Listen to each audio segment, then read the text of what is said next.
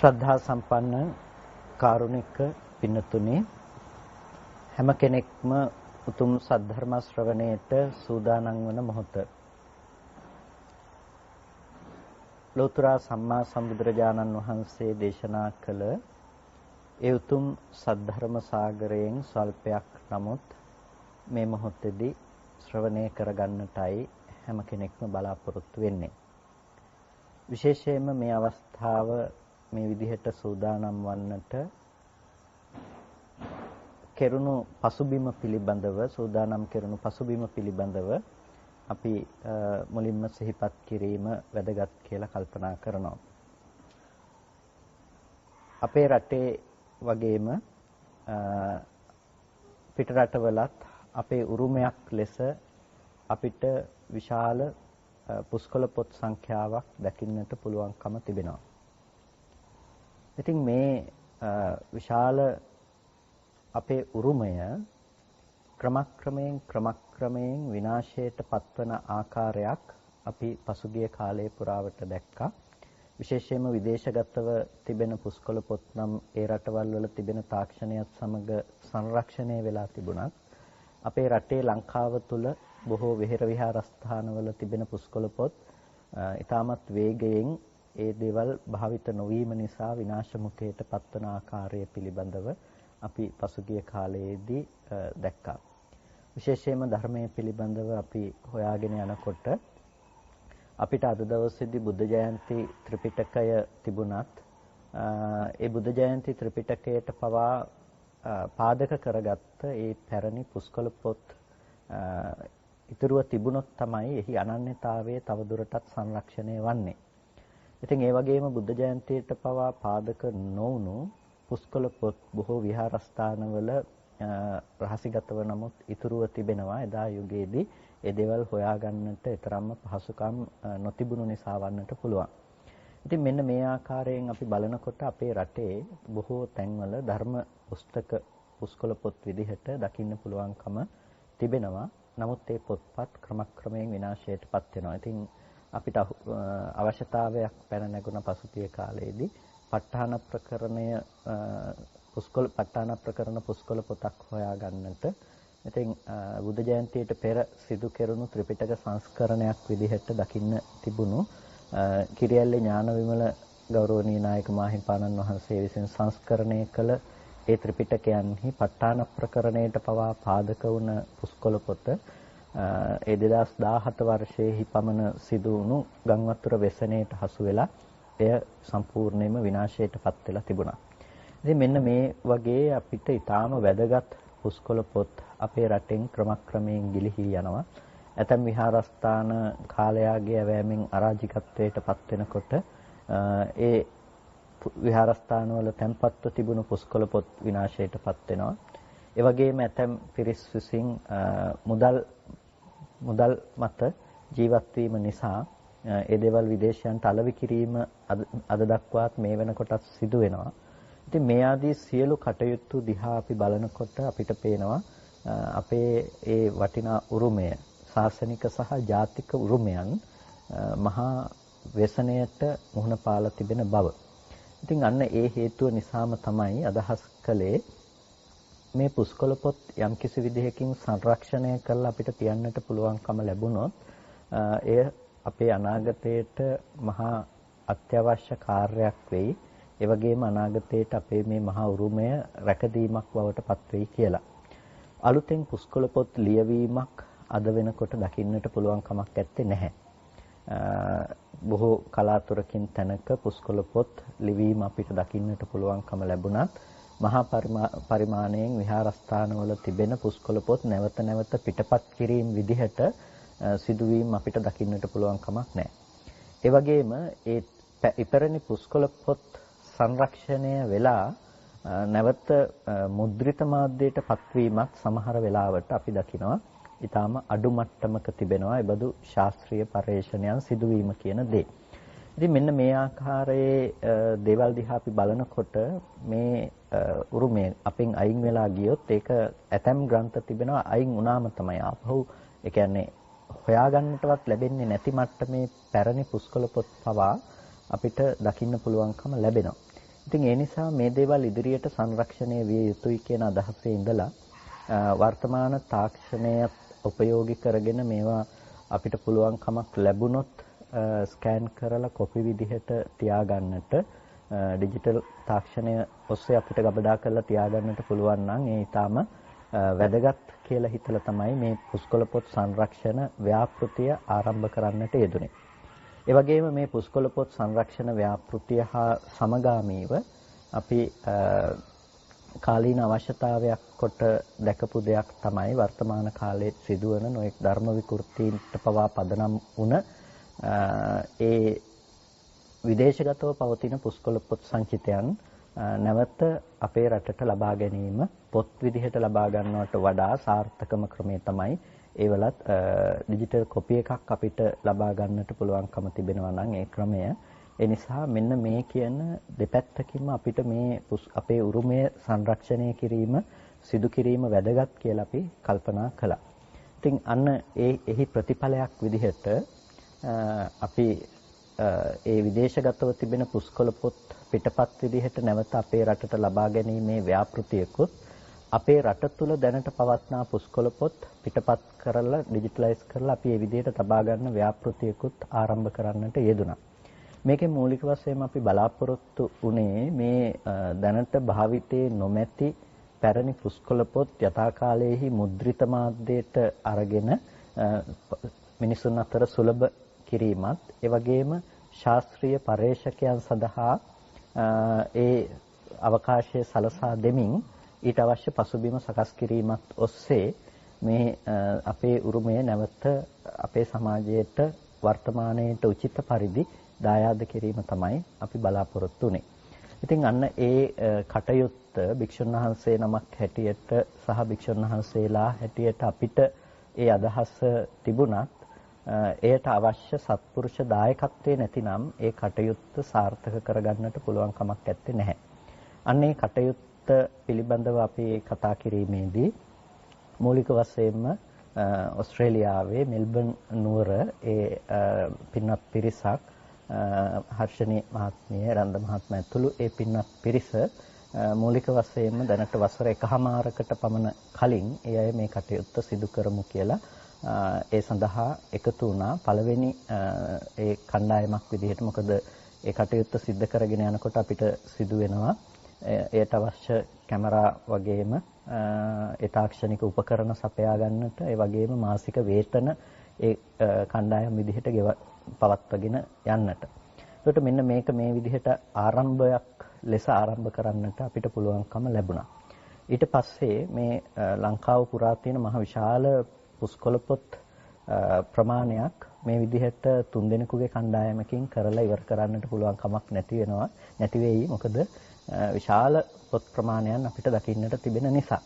ඒ නිසාම ඒ පිළිබඳව අපි ඒ ප්‍රසන්ත මහත්මයා සමග සාකච්ඡා කිරීමේදී එතුමන් සිහිපත් කළා ඒ සඳහා එතුමන්ලාත් දායක වෙනවා කියලා. ඒ ඕස්ට්‍රේලියාවේ සිඩ්නි නුවර ප්‍රසන්ත මහත්මයා ඇතුළු ඒ කල්යාණ මිත්‍ර පිරිස ඒ ලාල් මහත්මයා රංජිත් මහත්මයා ලකල් මහත්මයා ඇතුළු ඒ කල්යාණ මිත්‍ර පිරිස විසින් තව කණ්ඩායමක් සඳහා දායකත්වයේ ලබා දෙමින් ඊට අවශ්‍ය පසුබිම නිර්මාණය කරන්නට කටයුතු සූදානම් කළා. ඒ වගේම ඊට සමගාමීවම ඒ ඇමරිකාවේ චින්තක මහත්මයා ඇතුළු ඒ පින්වත් පිරිසත් එහෙන් එකතු වෙලා මේ විදිහට මේ පුස්කොළ පොත් සංරක්ෂණ ව්‍යාපෘතිය ඉදිරියට පවත්වාගෙන යන්නට අවශ්‍ය වැඩපිළිවෙලක් එහෙතුත් කණ්ඩායමක් විදිහට දායකත්වයේ සපයන්නට ඉදිරිපත් වුණා. ඒ වගේම විශේෂයෙන්ම අපි මෙතනදී අපේ එංගලන්තේ දායක පිරිසට මේ ලංකාවේ සිදුවන මේ ව්‍යාපෘතිය සඳහා සම්බන්ධ වන ලෙස අපි සිහිපත් කළේ නැහැ. මොකද ඒ වන විටත් ඔවුන් විශාල ව්‍යාපෘතියකට සම්බන්ධ වෙලා ඉන්න නිසා ඒ පින්වත් සියලුම දෙනා ඒ එංගලන්තය තුල තියෙන බ්‍රිතාන්‍ය පුස්තකාලයේ වගේම මැන්චෙස්ටර් පුස්තකාලයේහි ඒ වගේම වෙල්කම් ලයිබ්‍රරි එකේ මේ විදිහට මේ පුස්තකාලයන්හි තිබෙන ඒ පොත්පත් පිටපත් විදිහට නැවත අපේ රටට ලබා ගන්න වැඩපිළිවෙලකට ඍජුවම දායක වෙලා හිටපු නිසා අපි ලංකාවේ සිදුවන මේ සංරක්ෂණ ව්‍යාපෘතිය පිළිබඳව ඔවුන්ට සිහිපත් කිරීම කළේ නැහැ, දායකත්වයක් අපේක්ෂා කළේ නැහැ. නිසා එංගලන්තයේ පිරිස ඒ කටයුත්ත බොහොම සාර්ථකව සිදු කරමින් ඒ මැන්චෙස්ටර් විශ්වවිද්‍යාලයේ තිබෙන පුස්කොළ පොත් පිටපත් නැවත අපේ රටට ලබා ගන්නට අවශ්‍ය වැඩපිළිවෙලත් ඒ වගේම බ්‍රිතාන්‍ය පුස්තකාලයේ තිබෙන ඒ පුස්කොළ පොත් නැවත අපේ රටට ලබා ගන්නට අවශ්‍ය වැඩපිළිවෙලත් සකස් කරලා තිබෙනවා සහ මේ වෙන විටත් ඒ කටයුතු බොහොම සාර්ථකව ඒ අයගේ දායකත්වයෙන් යුක්තව සිදු කරගෙන යනු ලබනවා. ඉතින් මෙන්න මේ විදිහට මේ පින්නතුන්ගේ මේ මහා සත්පුරුෂ දායකත්වය නිසා අපිට අපේ රටේ බොහොම වේගයෙන් විනාශයටපත් වෙමින් ගියපු ඒ මහා ධර්මය ඒ මහා උරුමය අපිට තවදුරටත් සංරක්ෂණය කරගැනීමේ හැකියාව ලැබුණා. ඒ වගේම විදේශගතව තිබෙන අපේ උරුමයත් අපේ රටට පිටපත් ලබා ගැනීම විදිහෙන් හෝ ඉදිරි පර්යේෂණයන් සඳහා ඒ අවශ්‍ය පසුබිම සකස් කරන්නට අවශ්‍ය කටයුතු සම්පාදනය කරගන්නට අපිට පුළුවන්කම ලැබුණා. ඉතින් මේ සියල්ලක්ම ශාසනෝන්නතිය සඳහා හේතු වන මහ විශාල කුසලයක්. මේ මහා කුසල ධර්මය ඔබ ඔබේ ජීවිතයට සිදු කරගනු ලබන අද්විතීය කුසලයක් හැටියට දක්වන්නට පුළුවන්කම තිබෙනවා. මොකද මේ පුස්කොළ පොතක් හදනවා කියලා කියන්නේ ඒක එච්චර ලේසි කටයුත්තක් නෙමෙයි. නිකම්ම අපි කඩෙන් ගිහිල්ලා පොතක් අරගෙන දෙයක් ලියනවා වගේ නෙමෙයි. පුස්කොළ පොතක් සකස් කරනවා කියන මේ ක්‍රියාවලිය එක මහා අසීරු කාර්යයක්. ඒ තලගහේ තියෙන තල ගොබය ඒක ගොබේ කපා ගන්නට පෙර ඉඳලම ඒකට අවශ්‍ය කටයුතු සිදු කරලා ඉතින් කපනවා කියන එකත් ලේසි නෑ. තලගොබ කපාගෙන ඇවිල්ලා ඒ තලගොබ නැවත ඉරටු අයින් කරලා කොළ විදිහට ගලවගෙන බෙහෙත් වතුරේ කම්බලා ඊට පස්සේ මඳ පවන මේවා වේලෙන්නට තියලා නැවත පින්නේ වේලෙන්නට ඇරලා මේ විදිහට නොඑක ආකාරයට මේකට බොහෝ කටයුතු රාශියක් මේකට සිද්ධ කරනවා. ඊට පස්සේ එක පුස්කොළයක් අරගෙන සියවතාවකට වැඩිය බරක් යොදමින් ලී එක දාලා මැද ගන්නවා. මේ විදිහට මැදගෙන ගානට මේ දේවල් කපලා සකස් කරගෙන කළු මැදලා සුදු මැදලා මේ විදිහට තමයි මේ පුස්කොළ පොතක් සකස් කරන්නේ. ඒ වගේම ඒකට පන්හිඳෙන් ඊට පස්සේ අකුරු ලියනවා නෙමෙයි අතටම අකුරු කැපීමක් සිද්ධ කරන්නේ.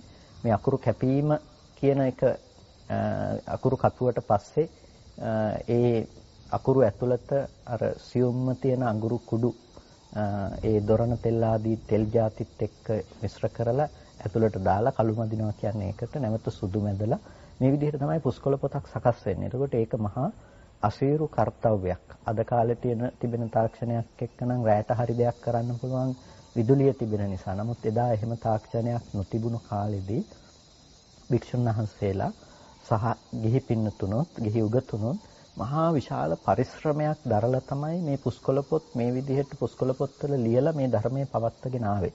පුස්කොළ පොත් දිහා අපි බලනකොට අපිට දකින්න පුළුවන්කම තිබෙනවා ඒ ගත්ත මහා පරිශ්‍රමය කොච්චරද කියලා. ඒ නිසා පුස්කොළ පොත් ලියපු ස්වාමින්වහන්සේලා බොහෝ විට උන්වහන්සේලා මේ ජීවිතයේ අරහත්ත්වය ප්‍රාර්ථනා කළා වෙනුවට උන්වහන්සේලා බලාපොරොත්තු වුණේ බුද්ධත්වය. මොකද උන්වහන්සේලාගේ මේ ජීවිතයේ ඒ වීරය කිරීම කියන කාරණාවට වඩා උන්වහන්සේලා ප්‍රමුඛතාවයක් ලබා දුන්නේ මේ මහා ධර්ම ශාස්ත්‍රීය සේවයට. එනිසා උන්වහන්සේලා මේ ලියූ පිනින් ලෝතරා බුදු වෙම්වා කියලා බොහෝ පුස්කොළ පොත්වල අන්තිමේටම දක්වමින් මේ මහා සත්පුරුෂ කාර්යය එදා සිද්ධ කළේ. ඉතින් උන්වහන්සේලා ගත්ත ඒ මහා පරිශ්‍රමය අද වෙනකොට අපි අතටපත් වෙලා තියෙනවා. නැතිනම් මේ මහා පරිශ්‍රමයේ ප්‍රතිඵලය අද අපි ළඟට ඇවිල්ලා තියෙනවා. අද අපිට ධර්මයේ ලැබිලා තියෙන්නේ, ශාසනය ලැබිලා තියෙන්නේ එහි ප්‍රතිඵලයක් විදිහට. ඒ නිසා මේ දේවල් මේ අනන්‍යතාවය සහිතව ඉදිරියට පවත්වන එක, ඉදිරියට තබන එක ඔබ අප හැමදෙනා කෙරෙහිම අද දවසේදී පැවරුණු මහා වගකීමක්. ඒ වගකීම අප විසින් කෙසේ හෝ ඉෂ්ට කළ යුතු වෙනවා. මොකද එදා ඒ විදිහට හිතපු අය නිසා තමයි අපිට මේ විදිහට පුස්කොළ පොත් ලැබිලා තියෙන්නේ. නැතිනම් මේ උරුමය ලැබිලා තියෙන්නේ, ධර්ම විනය ලැබිලා තියෙන්නේ, ශාසනය ලැබිලා තියෙන්නේ. මේ හැම දෙයක්ම එදා ඒ කරපු මහා කැපකිරීමේ ප්‍රතිඵලය. ඉතින් අද අපි මේ මහා කැපකිරීමට ගෞරවයක් විදිහට ඒ දේවල් සංරක්ෂණය කළා මේ ශාසන ධර්මය සුරක්ෂිත කරන්නේ නැත්නම් එයින් ලැබෙන අපේ අස්පනා අපිට මේ දේවල් විනාශයටපත් වෙනවා කියන එකෙන්ම අපි නුසුදුසම් බවට අපිම පත් කරගෙන තියෙනවා. එනිසා මේ කෙසේ හෝ අපි සංරක්ෂණය කළ යුතුයි, ආරක්ෂණය කළ යුතුයි. ඒක මහා කුසලයක්. ඒ වගේම මේ කරන වැඩපිළිවෙල කොච්චර දුරට සාර්ථක වෙනවද කියනවා නම් දැන් අපි දන්නවා ඉදිරියට අපි අපේ ප්‍රසන්ත මහත්මයා මතක් කළා ත්‍රිපිටක සංරක්ෂණ පනත කියලා. ත්‍රිපිටක සංරක්ෂණ පනත කියන එකෙන් අපි බලාපොරොත්තු වෙන්නේ මේ කාටවත් වැරදි කරන අයට දඬුවම් දෙනවා කියන පදනමක් කරන්නට නෙමෙයි. ඊට වඩා මහ විශාල අර්ථයක් බලාපොරොත්තු වෙන පනතක් ඒක. ඒ තුල බලාපොරොත්තු වෙන එක කොටසක් තමයි මේ බුද්ධ ජයන්ති පරිවර්තනය වුණත් නැවත පාඨ ශෝධනයකට ලක් කරමින් ඒ තවදුරටත් අපේ තියෙන මූලාශ්‍ර හා සංසන්දනය කරගෙන ඒ නැවත උගතුන් ලවා පාඨ ශෝධනයකට ලක් කිරීම. එතකොට අන්න ඒ බඳු දේවල් නැවත සිද්ධ කෙරෙනකොට මේ පුස්කොළ පොත් එකතුවක් විදිහට අපි ළඟ තියෙනකොට අපි ගත්තොත් එහෙම දැන් මජ්ක්‍ධිම නිකායේ පුස්කොළ පොත අපි ගත්තොත් අපි ළඟ තියෙනවා නම් විහාරස්ථාන 10කින් ලංකාවේ ප්‍රදේශ 10කින් එකතු කරගත්ත පුස්කොළ පොත් 10ක්. ඒ වගේම එංගලන්තයෙන් අපේ රටින් එදා අරගෙන ගිහිල්ලා එහෙන් අපේ රටට ගෙනාපු පුස්කොළ පොත් මේ ආදී සියල්ලම එකතු කරලා ගත්තාම මජ්ක්‍ධිම නිකායේ අද අපි පාඨ ශෝධනය කරනකොට ඒ පුස්කොළ පොත් 10ම බලලා ඒ පිටපත් 10ම එකම විදිහටද තියෙන්නේ මොන වචනේද වෙනස් වෙලා තියෙන එක ලේඛන දෝෂයක්ද ඒක නිවැරදි දෙයක්ද කියලා අපිට නිවැරදි කරලා හරියටම ඒ පෙළේ තවදුරටත් නිර්වද්‍යතාවය පැහැදිලි කරගෙන ඒ දේවල් සංස්කරණය කරන්නට පුළුවන්කම තිබෙනවා. ඉතින් ඒකට මේ කාර්යය එතකොට විහාරස්ථාන ගානේ ඇවිදමින් මේ භික්ෂුන් වහන්සේලාට වෙහෙසෙන්නට අවශ්‍ය නැහැ. මොකද සියලුම පිටපත් එක තැනක තියෙනවා. අපිට තාක්ෂණය ඔස්සේ දේවල් නරඹන්න පුළුවන්කමක් තිබෙනවා. එතකොට බොහොම ළඟ ඉඳලා ඒ දේවල් ඒ කටයුතු ටික සිද්ධ කරගන්නට පුළුවන්කම තිබෙනවා. ඉතින් පින්නතුනි මෙන්න මේ වගේ මහ විශාල ශාසනික වශයෙන් වැදගත් වැඩපිළිවෙලක්. ඒ වගේම ජාතික වශයෙන් වැදගත් වැඩපිළිවෙලකට තමයි ඔබ සියලුම දෙනා මේ සම්බන්ධ වෙලා ඉන්නේ. ඒ නිසා මේ ලංකාවේ ව්‍යාපෘතිය සහ ඒ පිටරට බ්‍රිතාන්‍ය තුල දැනට ක්‍රියාත්මක ව්‍යාපෘතිය ආදී මේ සියල්ලටම සමස්තයක් ලෙස සියලු පුස්කොළ පොත් සංරක්ෂණ ව්‍යාපෘතිය සම්බන්ධ වුණ ඔබ සියලු දෙනාටම ඔබ කරන මේ මහා කාර්යයේ තිබෙන වැදගත්කම පිළිබඳව පැහැදිලි කර දීමක් විදිහටත් ඒ වෙනුවෙන් පුණ්‍යානුමෝදනාවක් කිරීම වෙනුවෙනුත් තමයි අද දවසේදී මේ ධර්මදේශනාව මේ විදිහට සූදානම් කරගන්නට අදහස් කළේ. මොකද අපි කරන දේ අවබෝධයෙන් කිරීම ඉතාම වැදගත් වෙනවා. කුසලයක් බවට පත් වෙන්නේ අපි මේ පිළිබඳව අවබෝධයෙන් අපි නුවණින් කරනකොට. ඒ නිසා මාසිකව ඔබ මේ කුසලයේ සඳහා සම්බන්ධ වුණත් ඒ පිළිබඳව ඔබ වැය කරන චේතනාව අඩු නම් ඔබට ඒ පිළිබඳව තියෙන අවබෝධය අඩු නම් ඒ කුසලය අඩු වෙනවා. ඒ නිසා ඔබ කරන්නේ කුමක්ද? කුමකටද ඔබ සම්බන්ධ වෙන්නේ? ඔබේ දායකත්වයේ සැපයෙන්නේ කුමකටද? මෙන්න මේ දේ පිළිබඳව ඔබ අවබෝධ කරගෙන තිබීම ඊටාම වැදගත්. ඉතින් අන්න ඒ කරුණු ටික පොදුවේ පැහැදිලි කරන්නටත් ඔබ සියලු දෙනාටම පුණ්‍යානුමෝදනා කිරීමක් විදිහටත් අරමුණු කරගෙන තමයි අද දවසේදී මේ ධර්ම දේශනාව මේ විදිහට සූදානම් කරගන්නට යෙදුනේ. ඉතින් මේක තමයි ධර්ම දේශනාව සඳහා මූලික වුණ පසුබිම. ඉතින් අපි අද දවසේදී මේ වෙලාවේදී ඒ ධර්ම දේශනාව සඳහා අපි මේ වෙලාව ගන්නවා යොමු වෙනවා දැන් ඒ මේ සියලුම දෙනා වෙනුවෙන් පුණ්‍යානුමෝදනා ආශිර්වාද කිරීමක් විදිහට විශේෂයෙන්ම අද දවසේදී ධර්ම දේශනාව සඳහා පාදක කරගන්නට බලාපොරොත්තු වෙන්නේ අංගුත්තර නිකායේ චක්ක නිපාතයේහි දකින්නට ලැබෙන ඒ මජ්ජි සූත්‍රය අපි හොඳට අහලා පුරුදු අපි දන්න සූත්‍ර දේශනාවක්. මේ පින්නතුනුත් නොඑක් විදිහට නොඑක් ආකාරයන්ගෙන් නොඑක් ක්‍රමයන්ගෙන් මේ සූත්‍ර දේශනාව පිළිබඳව අසා තිබෙනවා. ඒ පිළිබඳවම තමයි අද දවසේදීත් අපි නැවත මේ විදිහට කතා කරන්නට අදහස් කරන්නේ. ඉතින් ඇත්තටම මේ මජ්ජි සූත්‍රය අපිට මේ කෙටි කාලයකින් කතා කරලා අවසන් කරන්නට පුළුවන් සූත්‍ර දේශනාවක් නෙමෙයි. අපිට බොහොම පෙළ විදිහට කියාගෙන යන්නට පුළුවන්කම ලැබුණත් ඊටාම ඉක්මනට නමුත් මෙහි අර්ථය පිළිබඳව අපි එකින් එකටගෙන සාකච්ඡා කරන්නට ගියොත් අපිට දීර්ඝ ලෙස මෙය සාකච්ඡා කරන්නට හැකියාව තිබෙනවා මේ මජ්ජි සූත්‍රය. මේ මජ්ජි සූත්‍රය සඳහා පදනම වෙන්නේ බුදුරජාණන් වහන්සේ බරණැස් නුවර ඉසිපතන මිගදායේ වැඩ වාසය කරන කාලෙදී බොහෝ භික්ෂුන් වහන්සේලා, ස්ථවිර භික්ෂුන් වහන්සේලා, ඒ කියන්නේ මේ ශාසනයේ වැඩිහිටි භික්ෂුන් වහන්සේලා පච්චාබත්තම් පිණ්ඩපාත පටික්කන්තානං දවල් කාලෙදී ඒ මණ්ඩල මාලයට එකතු වෙලා හවස් වෙනකොට මේ කතාවක් පටන් ගත්තා. අයමන්තර කතා උදපාදි කියලා කියනවා. අයන් අන්තර කතා. මේ අතුරු කතාවක් පටන් ගත්තා. කොහොමද කතා කළේ? මේ උත්තමිදං ආවසෝ භගවතා පාරායනේ මෙත්තේහ පඤ්ඤේ.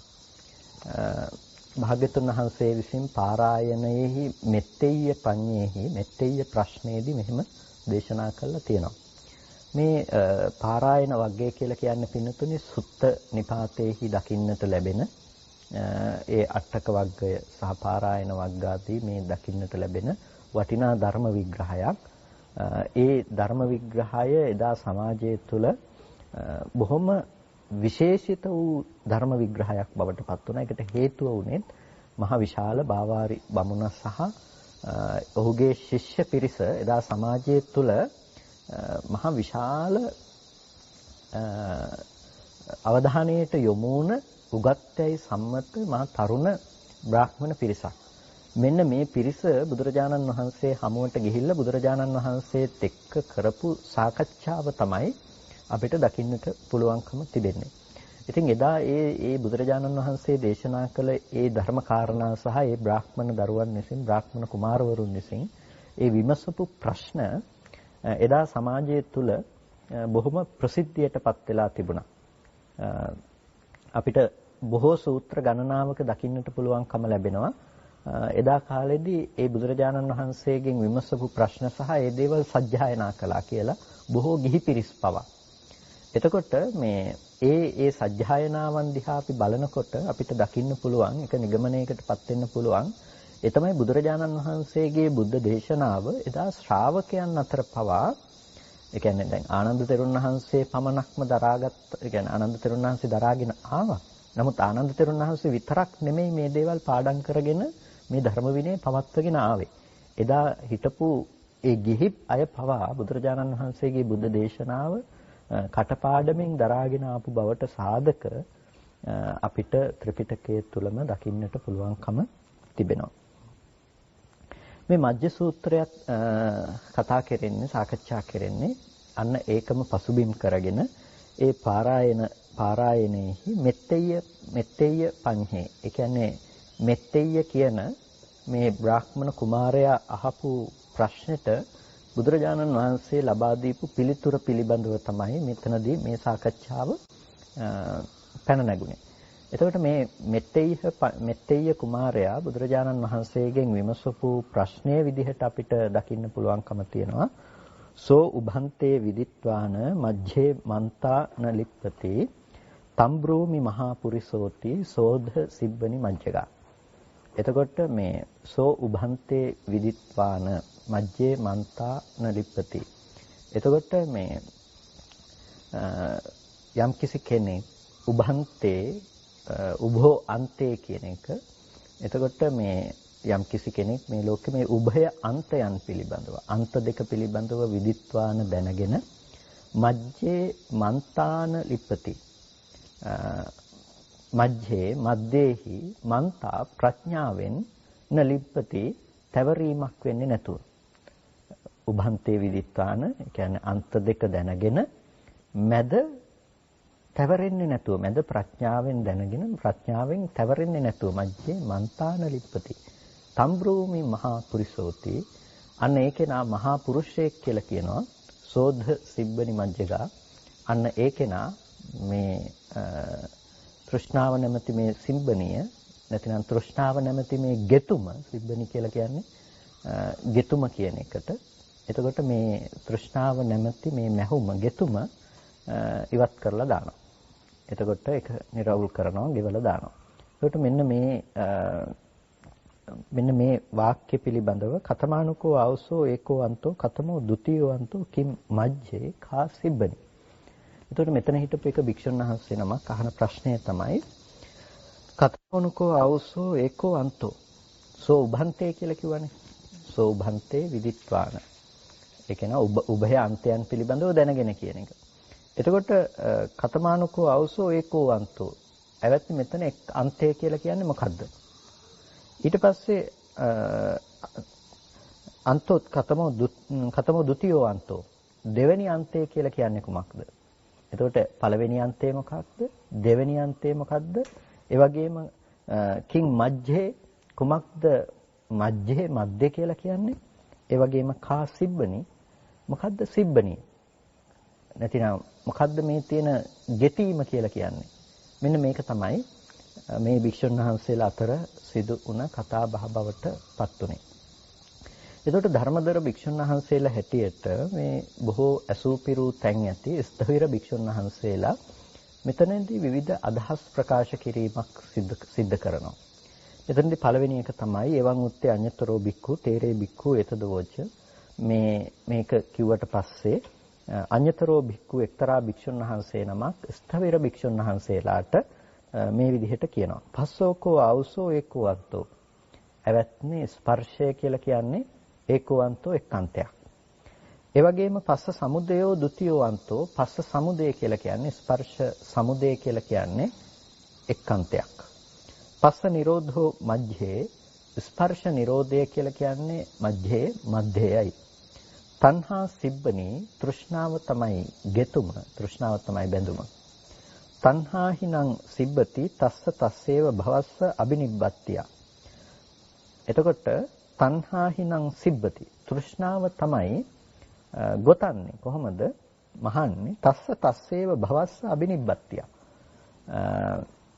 ඒ භවයාගේ අබිනිබ්බත්තිය පිණිස ඒ භවයාගේ මනවින් හට ගැනීම පිණිස ඒ ගෙතුම කරන්නේ කවුද? තෘෂ්ණාව. එත්තවතාකෝ ආවුසෝ භික්ඛු මෙපමණකින්ම ඇවැත්නේ මේ ශාසනයේ මහානතෙම අභිඤ්ඤයං අභිජානාති අභිඤ්ඤය ඌ දේ පිළිබඳව දැනගන්න. අභිඤ්ඤයං අභිජානාති පරිඤ්ඤයං පරිජානාති පිරිසිඳ දැක්ක යුතු දේ පිරිසිඳ දකිනවා. අභිඤ්ඤයං අභිජානන්තෝ පරිඤ්ඤයං පරිජානන්තෝ දිත්තේව ධම්මේ දුක්ඛස්ස අන්තකරෝ හෝති. ඒ අභිඤ්ඤය දේ අභිජානනය කරන පරිඤ්ඤය දේ පරිජානනය කරන ඒ පුද්ගලයා දිත්තේව ධම්මේ දිටු දැමියෙහිම මේ ජීවිතේදීම දුක්ඛස්සන්තකරෝ හෝති දුක කෙලවර කරන්නෙක් බවට පත් වෙනවා. මේක තමයි එක තෙරුන් වහන්සේ නමක් විසින් ප්‍රකාශ කරපු පළවෙනිම අර්ථය බවට පත් උනේ. එක තෙරුන් වහන්සේ නමක් විසින් ප්‍රකාශ කරපු පළවෙනිම අර්ථය. එතකොට මේ ප්‍රකාශනයේ දිහා අපි බැලුවොත් අපිට දකින්න පුළුවන්කම තියෙනවා ස්පර්ශය ඒකාන්තයක් ස්පර්ශ සමුදය ඒකාන්තයක් ස්පර්ශ නිරෝධය මැදයි ඒ වගේම තෘෂ්ණාව සිබ්බණිය. එතකොට මොකද්ද ස්පර්ශය කියලා කියන්නේ? මොකද්ද ස්පර්ශ සමුදය කියලා කියන්නේ? මොකද්ද ස්පර්ශ නිරෝධය කියලා කියන්නේ? කියන කාරණාව පිළිබඳව අපිට විමසා බලන්නට පුළුවන්කම තියෙනවා. දැන් මෙතනදී මේ සූත්‍ර දේශනාව අපි විමසා බලනකොට අපි හොඳට මතකයේ තබා ගන්නට ඕනේ මේක විවිධ පරයයන්ගෙන් කතා කරන සූත්‍ර දේශනාවක්. ඒ කියන්නේ මේ එක ක්‍රමයක් නෙමෙයි මේකේ තියෙන්නේ. දැන් විවිධ භික්ෂුන් වහන්සේලා ඒ දහම් කරුණ පිළිබඳව තමන් වහන්සේලාගේ ස්වයං පටිභාණය තමන්ගේ වැටහීම දේශනා කරනවා. එතකොට දැන් කෙනෙකුට හිතෙන්නට පුළුවන් ධර්මයට ඒ පටිභාණය නැතිනම් ඒ තමන්ට වැටහෙන ආකාරය පිළිබඳව කියන්නට පුළුවන්ද කියලා. ඔව් ඇත්තටම බුදුරජාණන් වහන්සේ දේශනා කළ ණය ක්‍රමය තුල පිහිටලා කෙනෙකුට කියන්න පුළුවන්කම තියෙනවා. මෙතනදී සඳහන් වෙන්නේ මේ බඳු අර්ථයක් කියන එක කියන්නට පුළුවන්කම තිබෙනවා. හැබැයි බුදුරජාණන් වහන්සේ දේශනා කළ ණය ක්‍රමය ඉක්මවා ගිහිල්ලා කාටවත් එහෙම කියන්නට පුළුවන් කමක් නැත්තේ නැහැ. ණය ක්‍රමය කියලා කියන්නේ න්‍යාය ක්‍රමය කියන එක.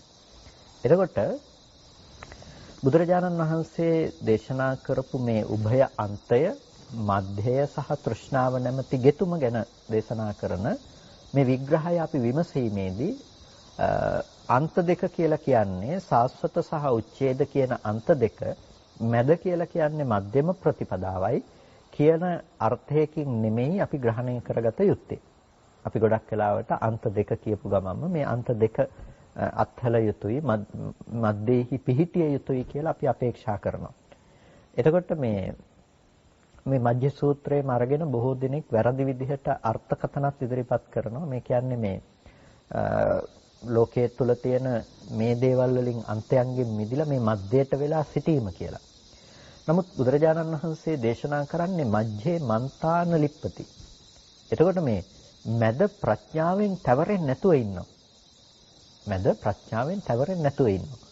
එතකොට මැද ප්‍රඥාවෙන් තවරෙන්නේ නැතුව ඉන්න දර්ශනය තමයි වැදගත් වෙන්නේ. අවබෝධය තමයි වැදගත් වෙන්නේ. ඒ අවබෝධය තමයි Nirodhe බවටපත් වෙන්නේ. ඒ නිසා මැද කියන එක අපි හැම වෙලාවකදීම නිර්වාණයයි කියලා මෙතනදී අර්ථ ගැනීමක් නොකොට යුතුයි. සෑම තැනකම එහෙම පනවන්නට පුළුවන් කමක් නැත්තේ.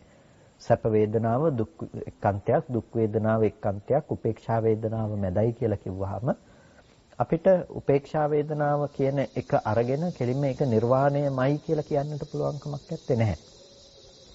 ඒ වගේම අපිට මේ නොඑක් පර්යායන් දිහා අපි බලනකොට අපිට දකින්න පුළුවන් සක්කාය එක්කන්තයක්, සක්කාය සමුදය එක්කන්තයක්, සක්කාය නිරෝධය මැදයි. ඒතකොට එතන සක්කාය නිරෝධය පිළිබඳව අපිට අර්ථයක් ගන්නට පුළුවන්කම තිබෙනවා. ඊට පස්සේ නාමයේ එක්කන්තයක්, රූපයේ එක්කන්තයක්, විඥානයේ මැදයි. එතකොට නාමයේ එක්කන්තයක්, රූපයේ එක්කන්තයක්, විඥානයේ මැදයි කියලා කිව්වට පස්සේ විඥානය කියන්නේ නිවන කියන එක නෙමෙයි. දැන් සක්කාය නිරෝධය මැදයි කිව්වා කියලා විඥානය කියන්නේ මැදයි කියලා කිව්වොත් අපි ඒකේ අර්ථය ග්‍රහණය කරලා තියෙන වැරදි තැනක ඉඳලා. ඒ නිසා මේ මැද පිහිටා සිටීමක් ගැන නෙමෙයි මේ ශාසනය කතා කරන්නේ. ප්‍රඥාවෙන් මැදෙහි නොතවරී දීමක් පිළිබඳව. මජ්ජේ මන්තාන ලිප්පති කියලා කිව්වේ ඒකයි. එතකොට මේ ස්පර්ශ සමුදය සහ ස්පර්ශ නිරෝධය පිළිබඳව අපිට බොහොම ගැඹුරින් කතා කරන්නට පුළුවන්කම තිබෙනවා. දැන් මේ කාරණාව මෙතනදී එක භික්ෂුන් වහන්සේ නමකගේ අදහස. එතකොට මේ භික්ෂුන් වහන්සේ නමකගේ මහා ස්ථවිර රහතන් වහන්සේ නමකගේ මේ අදහස අර ධර්ම විනයෙන් පරිබාහිර වූවක් නෙමෙයි. ධර්ම විනය තුලම පිහිටි අදහසක්. එතකොට මේ අදහස අපිට බොහොම ගැඹුරින් සාකච්ඡා කරන්නට පුළුවන් කොහොමද ස්පර්ශයේ අන්තයක් වෙන්නේ? ස්පර්ශ සමුදය එක අන්තයක් බවට පත් වෙන්නේ ස්පර්ශ නිරෝධයේ මැදයි කියලා කියන්නේ. පින්නතුනි මෙතනදී ස්පර්ශයේ එක අන්තයක් කියලා කියනකොට මේ ස්පර්ශයේ නැමැති අන්තය තුල තමයි අපි වර්තමානයේ තුල ජීවත් වෙනවා කියන එක ඉදිලා තියෙන්නේ. ඒ කියන්නේ මේ සියලු ධර්මයෝ පස්ස මූලිකයි. ස්පර්ශය මූලික කොට පවතින්නේ. ස්පර්ශ නොවුණු කල්හි දෙයක් පිළිබඳව අපිට දැනගන්නට පුළුවන් කමක් නැත්තේ නෑ. යම් කිසි දෙයක් ස්පර්ශ වෙන්නේ නැතිනම් ස්පර්ශ නොවන දෙයක් පිළිබඳව අපිට දැනගන්න පුළුවන් කමක් නැත්තේ නෑ. ස්පර්ශ වෙනකොට තමයි අපිට යමක් පිළිබඳව දැනගන්න පුළුවන්කම තියෙන්නේ. ඒ නිසා මේ සියලු ධර්මයෝ පස්ස මූලික ධර්ම හැටියට අපි කතා කරන්නේ. එතකොට මේ ස්පර්ශය මූලික කරගෙන පවතින මේ ධර්මයන් කියන්නේ අපේ වර්තමාන සමස්ත ජීවිතයේම පස්ස මූලික ධර්ම. එතකොට ස්පර්ශ සමුදයයි කියනකොට මෙතනදී අපි අර්ථ දැනගන්නට අවශ්‍ය වෙන්නේ පස්සෝ සමුදයෝ අස්සාති පස්ස සමුදයෝ මෙන්න මේ ස්පර්ශය සමුදය වීම තියනවා කියන එකෙන් තමයි පස්ස සමුදයයි කියලා කියන්නේ. එතකොට කුමක් නිසාද මේ පස්ස සමුදය බවට පත් වෙන්නේ කියන එකෙන් අපි තේරුම් ගන්නට අවශ්‍යයි මේ අනාගතය පිණිස මේ වර්තමානයේ තුල සිද්ධ කරන කර්මප්‍රත්‍යයෙන් අනාගතය සඳහා හේතු වන ඒ ස්පර්ශය ගෙනවිත් දෙන්නට හේතු වන දෙයි මේ පස්ස සමුදය හැටියට දැක්වෙන්නේ. ඒ කියන්නේ දැන් මේ පිළිබඳව විග්‍රහ කොට දක්වනවා ඉමස්මින් අත්ථභාවේ කතකම්ම පස්සපච්චයා නිබ්බත්තතෝ අනාගතත්ත භාවෝ. එතකොට දැන් හට ගන්නා වූ අනාගත මෙබඳු වූ ස්පර්ශයක්. ඒ කියන්නේ ස්පර්ශ අන්තයක් ගැනනේ අපි කතා කරන්නේ. ඒකට වර්තමාන සමස්ත භවයේම ස්පර්ශ අන්තයට ඇතුළත් කොට දකිනවා. මෙබඳු ඌම ලක්ෂණයක්, මෙබඳු ඌම ස්පර්ශ අන්තයක් නැවත සකස් කරනවා.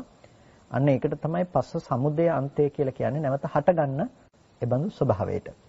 එතකොට ස්පර්ශ නිරෝධයේ මැදයි කියලා කියනවා. ඒ කියන්නේ වර්තමානයේ තුල තිබෙන මේ ස්පර්ශ අන්තයේ නිරෝධය සාක්ෂාත් කිරීම සහ අනාගත බොහෝ සංඛ්‍යාත ස්පර්ශ සමුදය අන්තයේහි අනුත්පාද නිරෝධය කියන මේ කොටස් දෙකම තමයි මෙතනදී පස්ස නිරෝධය ස්පර්ශ නිරෝධයේ මැදයි කියලා මේ කතා කරන්නේ.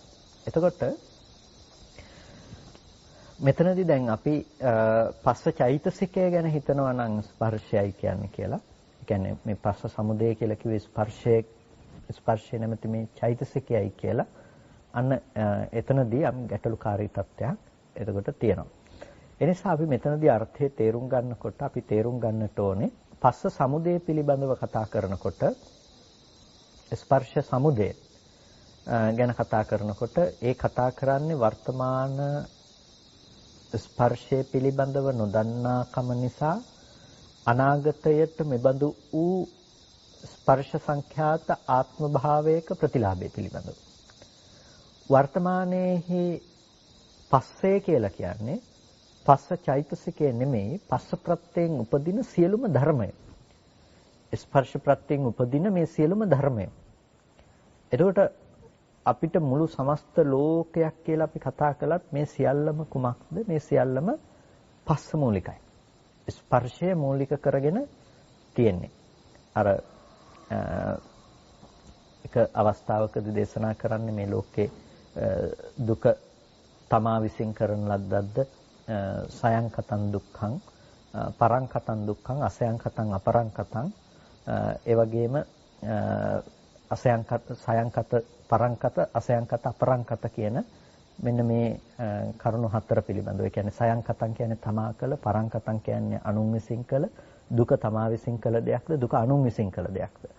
එහෙම නැතිනම් දුක තමාත් අනුනුත් කියන දෙන්නම එකතු වෙලා කරපු දෙයක්ද. එහෙම නැතිනම් දුක කියලා කියන්නේ තමාත් නොකොට අනුනුත් නොකොට ආකස්මිකව කෘත්‍රිමව එකපාර හටගත්ත දෙයක් කියලා කෙනෙක් කල්පනා කරනවා නම් එහෙම කල්පනා කරන එක වැරදි. ලෝකයේ ඇතම් ශ්‍රමණක් බ්‍රාහ්මණයෝ ඉන්නවා. ඒ විදිහට තමයි ලෝකය ගැන පනවන්නේ. මේවා ඉබේ හටගත්ත කියන අය ඉන්නවා.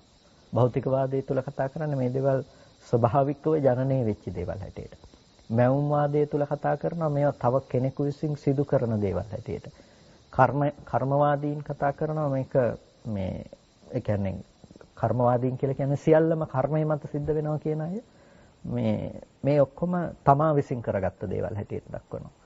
එතකොට මේ ඇතම් කෙනෙක් ඉන්නවා තමනුත් අනුනුත් කියන මේ දෙන්නම විසින් දෙවියන් විසින් කළා අප විසින් මේක සකස් කරගෙන යනවා. එතකොට මෙන්න මේ විදිහට ඇති කරගත්ත දෘෂ්ටීන් තුල ලෝකයා වාසය කරනවා. මේ පිළිබඳව විග්‍රහ කරනකොට දක්වනවා මේ යම්කිසි කෙනෙක් තමා විසින් කළා කියන කිව්වනම් ඒ තමා විසින් කළ දේ භුක්ති විඳිනවා කිව්වත් ඒකත් මොකද්ද? පටිච්ච සමුප්පන්නයි. කුමක් නිසාද? ස්පර්ශ ප්‍රත්‍යයෙන් හටගත්තේ. ලෝකයේද යම් දෙයක් තමා විසින් කළා කියලා කියනවා නම් පින්නතුනි ඒකත් අද හටගන්නේ ස්පර්ශ ප්‍රත්‍යයෙන්නේ. ස්පර්ශය මූලික කරගෙන තමයි අද හටගන්නේ. අනුන් විසින් කළා කියලා කිව්වත් අපිට ඒකත් හටගන්න වෙන්නේ ස්පර්ශ ප්‍රත්‍යයෙන්ම තමයි. තමනුත් අනුනුත් දෙන්නම එකතු වෙලා යමක් කළා නම් ඒක හටගන්නේ ස්පර්ශ ප්‍රත්‍යයෙන්මයි. ඉබේ හටගත්තා කියනවනම් ඉබේ හටගත්තා කිව්වත් ඒක හටගෙන තියෙන්නේ ස්පර්ශ ප්‍රත්‍යයෙන්මයි. ඒ නිසා ලෝක කවුරු කොන විදිහට කතා කළත් බුදුරජාණන් වහන්සේ දේශනා කරන්නේ මේක පටිච්ච සමුප්පන්නයි. මෙන්න මේ ස්පර්ශ ප්‍රත්‍යයෙන් හටගත්ත දෙයක්. එතකොට මේ ස්පර්ශ ප්‍රත්‍යයෙන් හටගත්ත ධර්මයේ ස්පර්ශ ප්‍රත්‍යයෙන් ඉපදුණු දේ ස්පර්ශ නිරෝධයෙන් නිරුද්ධ වෙලා යනවා. ඒ කියන්නේ මේක හේතුඵල ධමක පැවැත්මක් හැටියට පෙන්වන්නේ. අන්න ඒ ස්පර්ශ ප්‍රත්‍යයෙන් හටගත්ත දේ තමයි අපේ වර්තමාන ආත්ම භාවය කියලා කියන දේ. ඒ නිසා පොදුවේ මේ සියල්ලම අරගන්නවා ස්පර්ශය කියන ගොඩට. පොදුවේ මේ සියල්ලම ගන්නවා ස්පර්ශය පිළිබඳව කියන තැනට. ඒ දැන් මොකද්ද අපි මේ ගාථාව තුළ බුදුරජාණන් වහන්සේ දේශනා කළේ සෝ උභන්තේ විදිත්වාන සෝ උභෝ අන්තේ විදිත්වාන හු උභය අන්තයන් පිළිබඳව දැනගෙන. එතකොට උභය අන්තයන් පිළිබඳව දැනගන්නකොට එයා ස්පර්ශාන්තය දැනගන්නට ඕනේ. ස්පර්ශාන්තය පිළිබඳව එයා තේරුම් ගන්නකොට එයාට ස්පර්ශ අන්තයේ ලෙස දකින්නට පුළුවන්කම තියෙන්නේ වර්තමානය තුල හටගනු ලබන විපාක සහ කර්ම සංතතීන් පිළිබඳව. වර්තමානයේ තුල හටගන්න මේ විපාක සහ කර්ම සංතතියන් පිළිබඳව තමයි එයාට දැනගන්නට පුළුවන්කම තියෙන්නේ. එතකොට එයාට හේතුඵල ධමයක් නැතිනම් පටිච්චසමුප්පන්න ධර්මයක් ලෙස මේක දකින්නට පුළුවන්කම තිබෙනවා.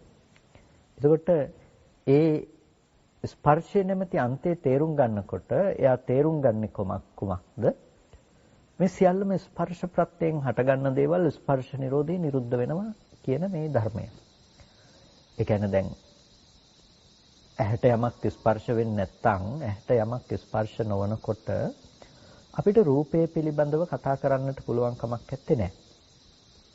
අපි රූපය පිළිබඳව යමක් කතා කරනවා නම් ඒ රූපය පිළිබඳව අපි කතා කරන්නේ ඇහැට යම්කිසි දෙයක් ස්පර්ශ වෙන නිසාමයි. ස්පර්ශ වෙන්නේ නැතුව අපිට රූපය ගැන කතා කරන්න පුළුවන් කමක් නැත්තේ නෑ. ඇහැට යමක් ස්පර්ශ වෙන නිසා තමයි අපි රූපය පිළිබඳව කතා කරන්නේ. එතකොට එතන චක්කු විඥානයේ යෙදීම නිසා තමයි එතන පස්ස චෛතසිකයේ තියෙන ස්පර්ශය නැමැති දේ. ඒකට ඒ නිසා තමයි අපි රූපය පිළිබඳව විඥානන කෘත්‍යයකටපත් වෙන්නේ. එතකොට අපි කියනවා මේකෙදි දර්ශන කෘත්‍ය කියලා. දස්සනාර්ථය. එතකොට රූපේහි දැකීම කියන දේ, දැකීම් අර්ථය කියන එක. එතකොට මෙන්න මේ රූපය දකිනවා කියන බව මෙන්න මේ ස්පර්ශ ප්‍රත්‍යයෙන් ඉපදුණු දෙයක්. ස්පර්ශ ප්‍රත්‍යයෙන් ඉපදුණු දෙයක්. ස්පර්ශ ප්‍රත්‍යයෙන් ඉපදුණු රූපේ පිළිබඳව තමයි ඔබට මේ ලෝකේ සැප හෝ දුක් හෝ වශයෙන් කල්පනා කරන්නට පුළුවන්කම තියෙන්නේ. ස්පර්ශ ප්‍රත්‍යයෙන් ඉපදුණු රූපේ පිළිබඳව. එතකොට ස්පර්ශ ප්‍රත්‍යයෙන් රූපේ හටගත්තා නම් ඒ ස්පර්ශ ප්‍රත්‍යයෙන් හටගත්ත පස්ස මූලික ධර්මයක් විදිහට තමයි මේ රූපය ඔබ විඳලා අම්මා තාත්තා කියලා දැනගෙන ඒ මට්ටමට යනකම්ම කතා කරන්න පුළුවන්කම තියෙන්නේ. හැබැයි රූපයේ ස්වභාවය ඔබට එතකොට පේනවා. රූපයේ ස්වභාවය තමයි ස්පර්ශ නිරෝධයෙන් රූපේ නිරුද්ධ වෙනවා. ඇහැ නැතුව රූපේ පිළිබඳව කතා කරන්නට පුළුවන් කමක් නැත්තේ. රූපේ නැතුව ඇහැ පිළිබඳව කතා කරන්නට පුළුවන් කමක් නැහැ. විඥානයේ නැතුව චක්කු විඥානයේ නැතුව ඇස සහ රූපේ පිළිබඳව කතා කරන්නට පුළුවන් කමකුත් නැහැ.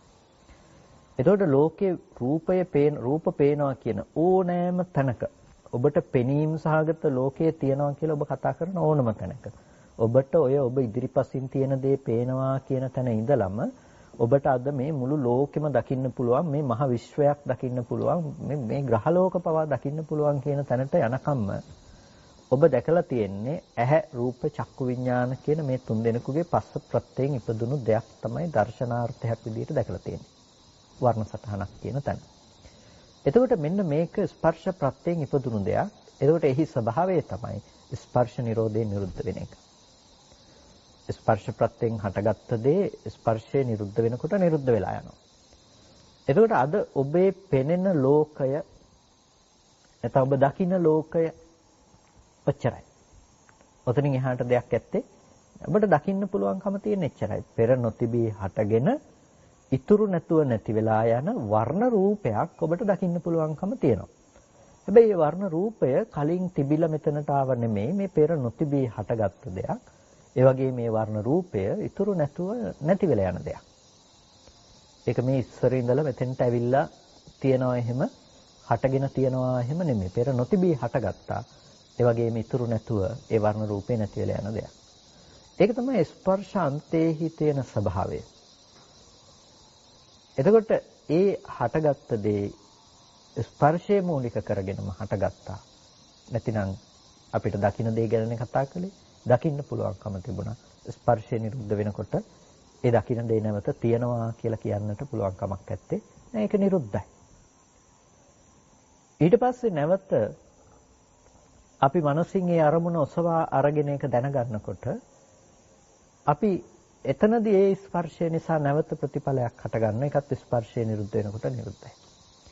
මෙන්න මේ විදිහට අපිට මේ ලෝකේ අපි යමක් දර්ශනයක් කියලා අපි දකිනවා නම්, ඒ කියන්නේ දැකීම කියලා යමක් අපිට තියෙනවා නම්, පේනවා කියලා කියනවා නම්, මේ පෙනීම කියන එක සියල්ලම ස්පර්ශ ප්‍රත්‍යයෙන් හටගත්ත දේවල්. පේන දේ ආරම්භය ඔබ යමක් දැනගන්නවා කියලා කියනවා නම්, දැනගනු ලබන සියලුම දේත් ස්පර්ශ ප්‍රත්‍යයෙන් හටගෙන ස්පර්ශ නිරුද්ධ වෙනකොට නිරුද්ධ වෙන දේවල්. ඇහෙනවා කියන දේත් ඒ විදිහටමයි. අපි විඳිනවා කියන දේත් ගඳ සුවඳ රස ස්පර්ශ කියන මේ තුනම ඒ විදිහටමයි. දැනගන්නවා කියන දේත් ඒ විදිහටම තමයි. එතකොට පොදුවේ ගත්තාම අපි ওই ටිකෙන් තොර දෙයක් කරන්නේ නැහැනේ. රූප දකින්නවා, ශබ්ද අහනවා, ගඳ සුවඳ රස ස්පර්ශ විඳිනවා. මනසින් අරමුණු හිතනවා, කල්පනා කරනවා. අපි ජීවත් වෙනවා කියලා කියන්නේ ওই ටිකටනේ. මේ ස්පර්ශ ආයතන ටික පාවිච්චි කරනවා කියන තැනට.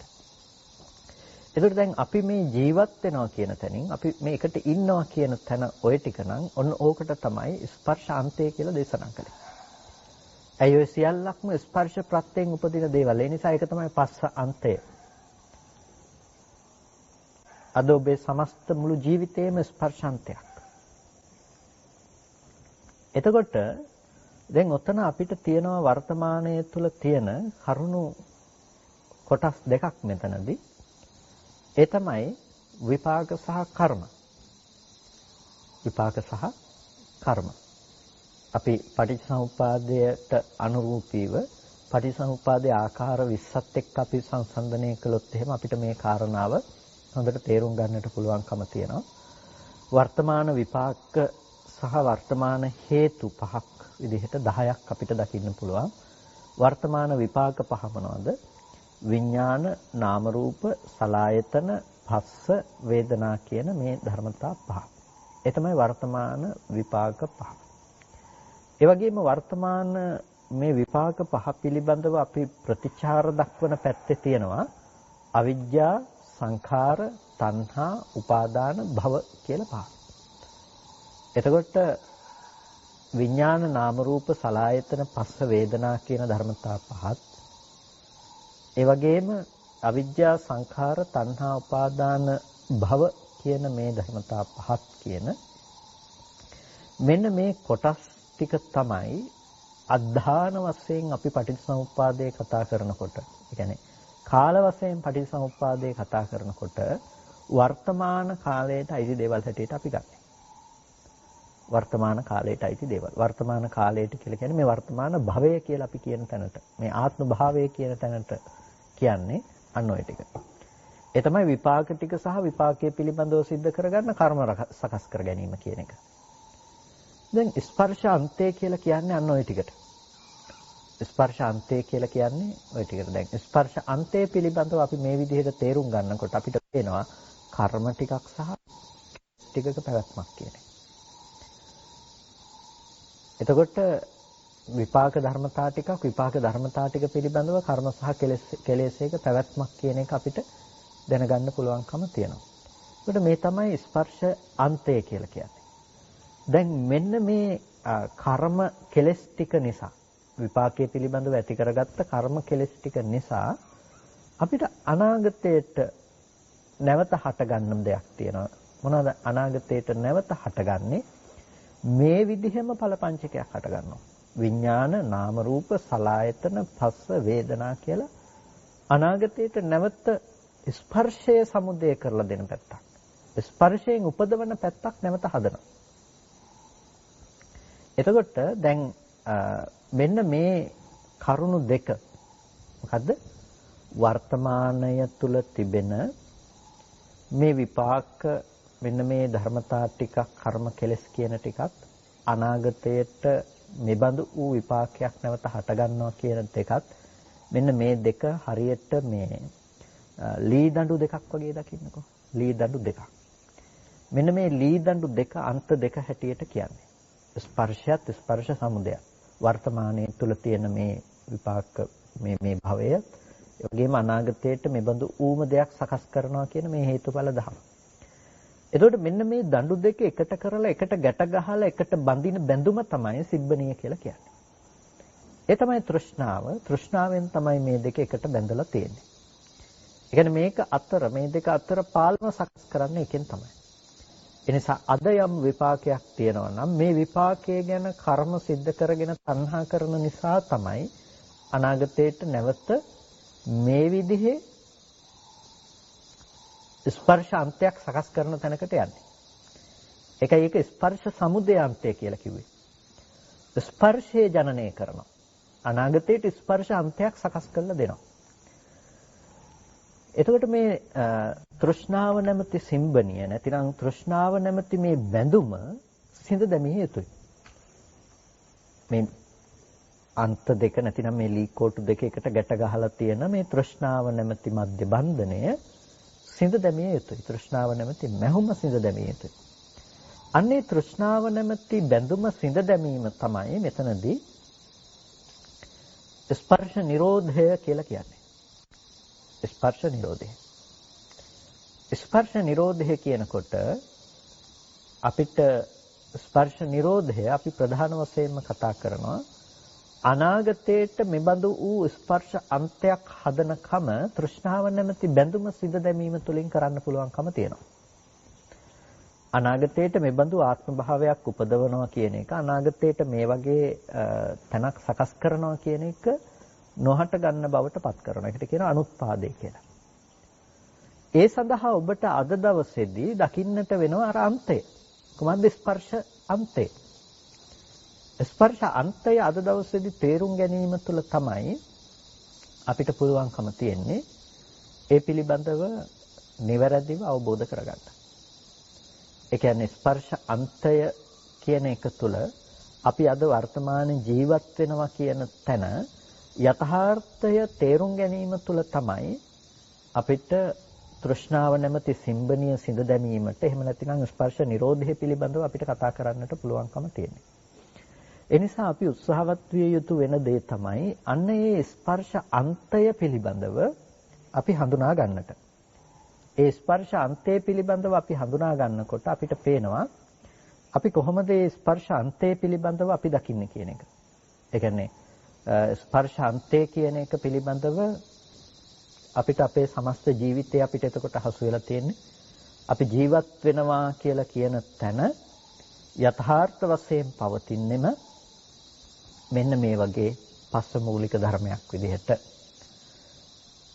ස්පර්ශයේ නිරෝධයෙන් නිරුද්ධ වෙලා යන දෙයක් පෙර නොතිබී හටගෙන ඉතුරු නැතුව නැති වෙලා යන දෙයක් හැටියට අපිට හම්බෙනවා. ඒ හම්බෙනකොට තමයි අපිට මේ ස්පර්ශ අන්තය ඇතුලේ අපිට නිමිති අනුනිමිති විදිහට ලෝකයක් නිර්මාණය කරගන්නට ඉඩ ප්‍රස්තාව නැති වෙන්නේ. ලෝකයක් නිර්මාණය කරගන්නට ඉඩ ප්‍රස්තාව නැති වෙන්නේ අන්නේ ස්පර්ශ සමුදය අන්තය හරියට තේරුම් ගත්තොත්. ඒ නිසා අපි ඒකට කියනවා ස්කන්ධ නිරෝධය කියලා. ස්කන්ධයන්ගේ හට ගැනීම සහ වැයවීම පිළිබඳව අපි නුවණින් දන්නාකම. ස්පර්ශ ප්‍රත්‍යයෙන් හටගත්තු ධර්මය ස්පර්ශ නිරුද්ධ වෙනකොට නිරුද්ධ වෙනවා කියලා අපි දන්නාකම. එතකොට අන්න ඒ විදිහට අපි හට ගැනීම සහ වැයවීම පිළිබඳව එතන අවබෝධ කරගන්නවා නම් අනාගතයට ස්පර්ශය සමුදේ වීමක් සිද්ධ වෙන්නේ නැහැ. එහෙනම් අපිට පැහැදිලි අද දවසේදී අපි කළ යුතු දේ කුමක්ද කියන එක අද දවසේදී කළ යුතු වෙන්නේ ඔබට ඇස කන නාසය දිව ශරීරය මනස කියලා කියන මේ ස්පර්ශ අන්තය සම්පූර්ණයෙන්ම තේරුම් අරගෙන ස්පර්ශ අන්තයෙන් මිදීම සඳහා අවශ්‍ය විදිහට තමන්ගේ ප්‍රඥාව මෙහෙයවීම. ඒ ප්‍රඥාව මෙහෙවනකොට ඔබට සාක්ෂාත් වේ යුතු දේ තමයි ප්‍රත්‍යක්ෂ වේ යුතු දේ තමයි හටගත්තු ධර්මයන්ගේ ඉතුරු නැතුව නිරුද්ධ වෙනවා කියන එක. එතකොට ඒකයි අභිඤ්ඤේය ධර්මයෝ අභිඤ්ඤේයයි පරිඤ්ඤේය ධර්මයෝ පරිඤ්ඤේයයි කියලා කිව්වේ. එතවතකෝ ආවසෝ බික්කෝ අභිඤ්ඤේයං අභිජානාති. ඇවැත්ති මෙතකින් අභිඤ්ඤේය වූ දේ අභිඤ්ඤේයයි. අභිඤ්ඤේය කියලා කියන්නේ නුවණින් අවබෝධ කළ යුතු දේ නුවණින් අවබෝධ කරනවා. මොකද්ද නුවණින් අවබෝධ කරන්නේ? අර ධර්මයන්ගේ Nirodha කියන එක නුවණින් අවබෝධ කරනවා. පරිඤ්ඤයම් පරිජානාති හාත්පස නුවණින් දැනගත්තු යුතු දේ හාත්පස නුවණින් දැනගන්නවා. කොහොමද දැනගන්නේ?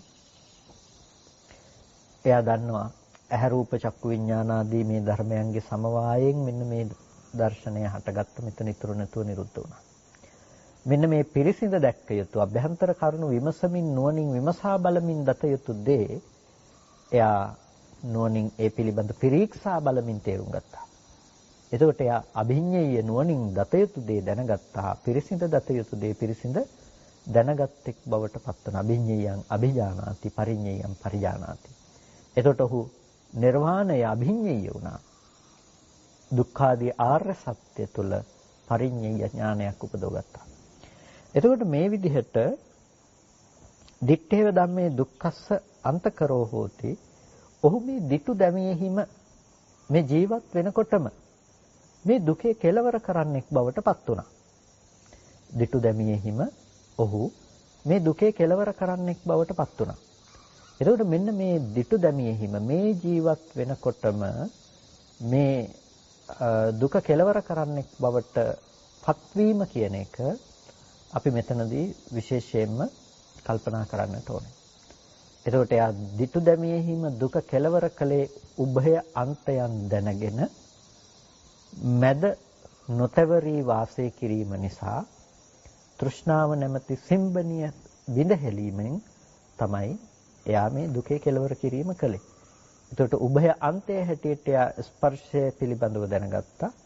කර්ම කෙලස් ටිකක් නිසා ස්පර්ශය සමුදය වෙන පැත්ත පිළිබඳව දැනගත්තා.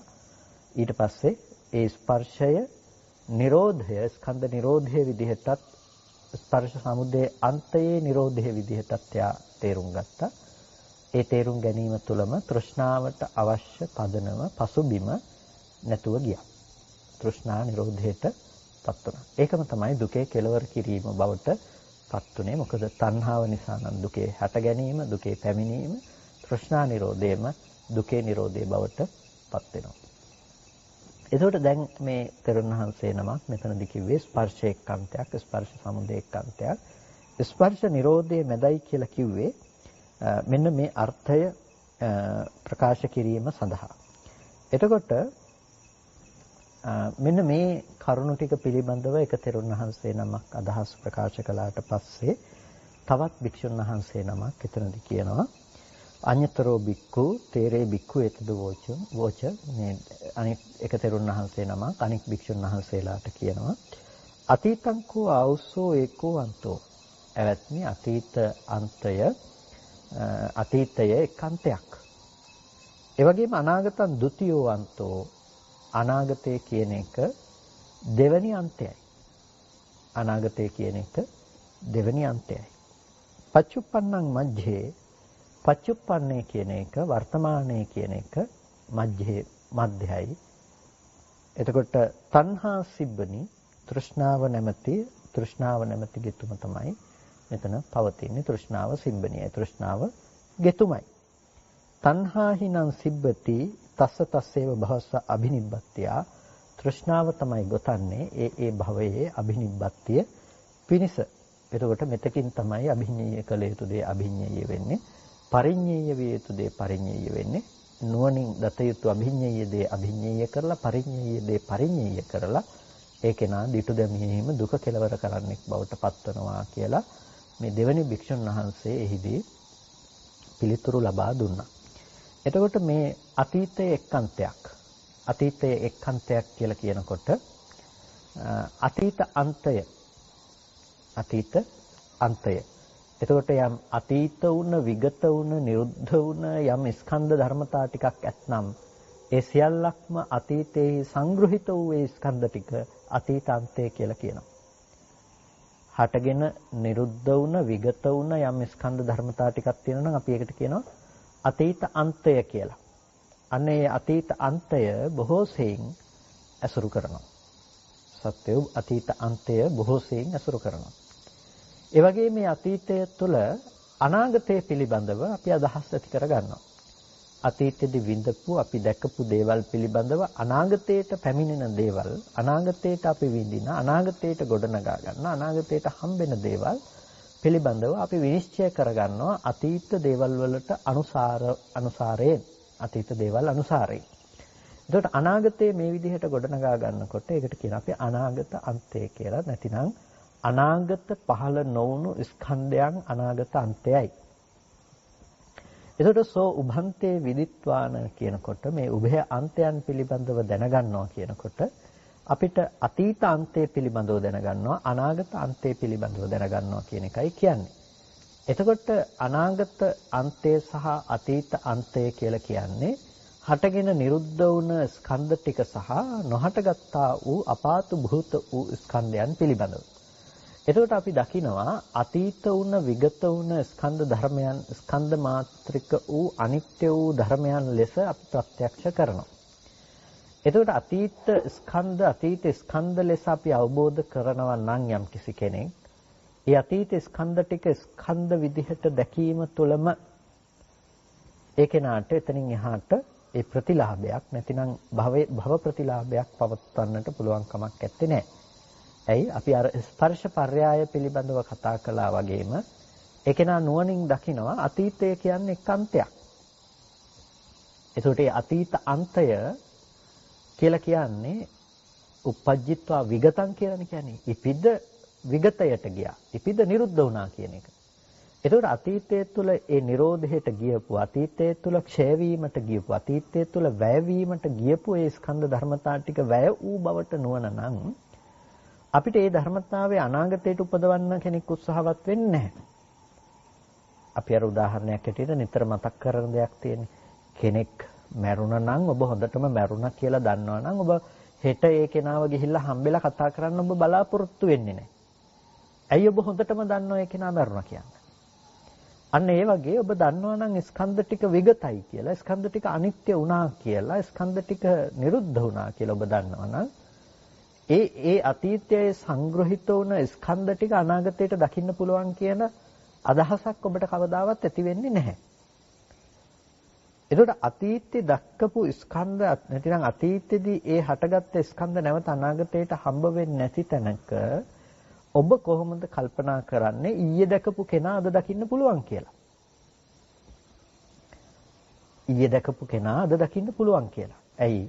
ඊයේ කෙනෙක් දකිනවා කියන තැන හටගත්ත ස්කන්ධ ධර්මතා ටික එතන පැවතුණු ස්කන්ධ ධර්මතා ටික ඒ මොහොතේම හටගෙන ඒ මොහොත ඉතුරු නැතුව නැති වුණා නම් ඒ ස්කන්ධ ධර්මතා ටික අනාගතයට නැවත අපට හටගන්නේ නැහැ.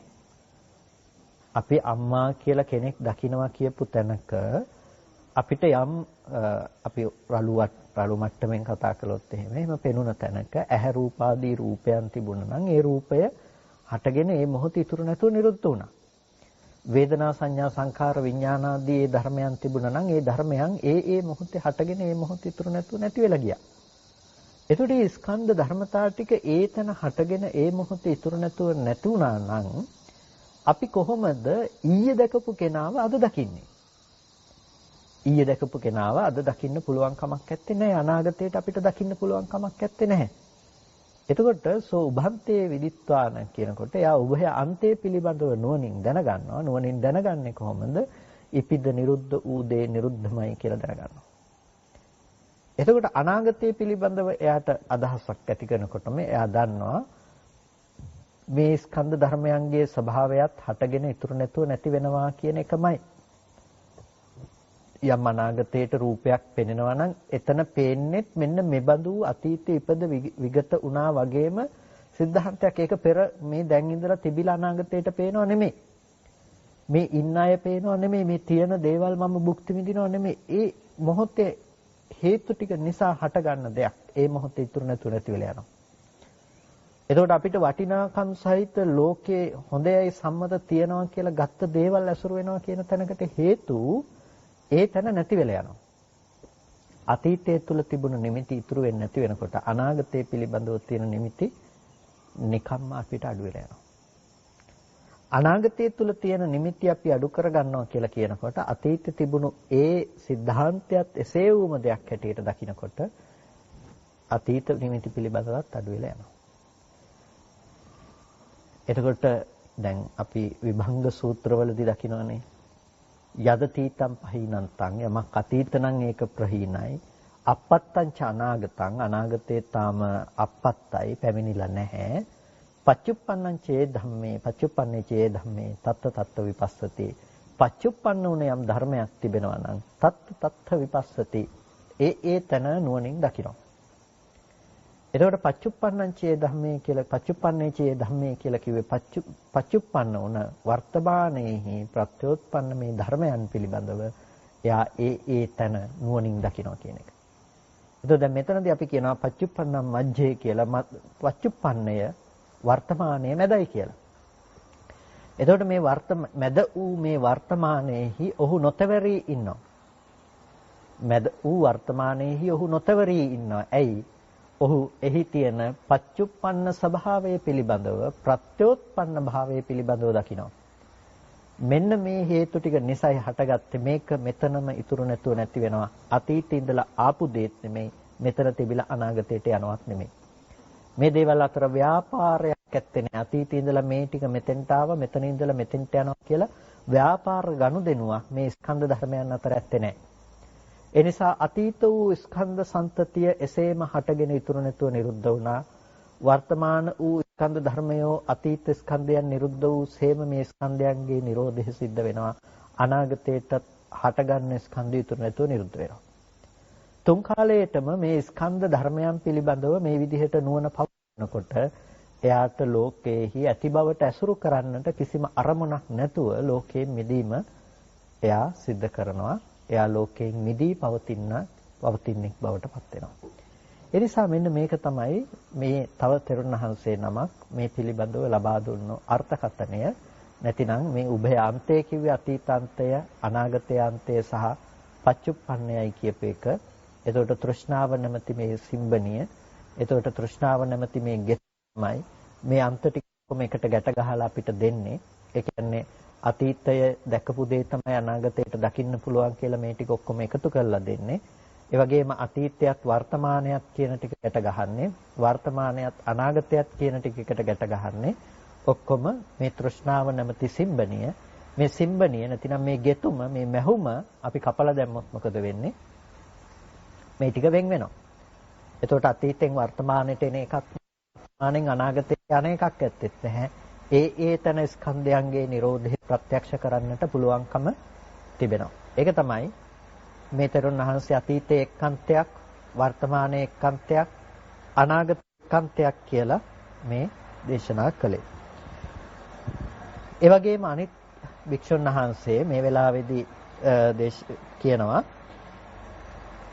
ස්ථවිර භික්ෂුන් වහන්සේලාට එවත්නි මගේ වැටහීමට අනුව සුඛකෝ ආවසෝ වේදනා ඒකෝ අන්තෝ එවත්නි මේ සැප වේදනාව කියන එක අන්තයක්.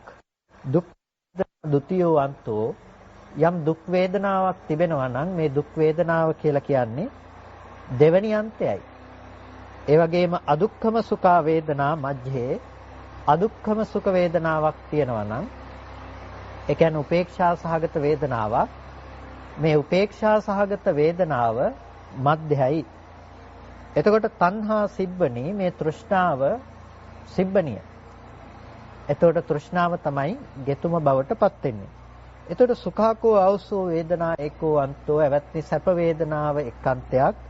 ඒ වගේම දුක් වේදනාව එක්කන්තයක්, උපේක්ෂා වේදනාව එක්කන්තයක් කියලා කියනවා. එතකොට මෙන්න මේ සැප වේදනාව එක්කන්තයක්, දුක් වේදනාව එක්කන්තයක්, උපේක්ෂා වේදනාව මැදයි කියලා කියන්නේ මේ සැප වේදනාව හට ගන්නවා අතරමැද්දේ උපේක්ෂාව තිබිලා ඊට පස්සේ දුක් වේදනාව උපදිනවා කියලා නෙමෙයි.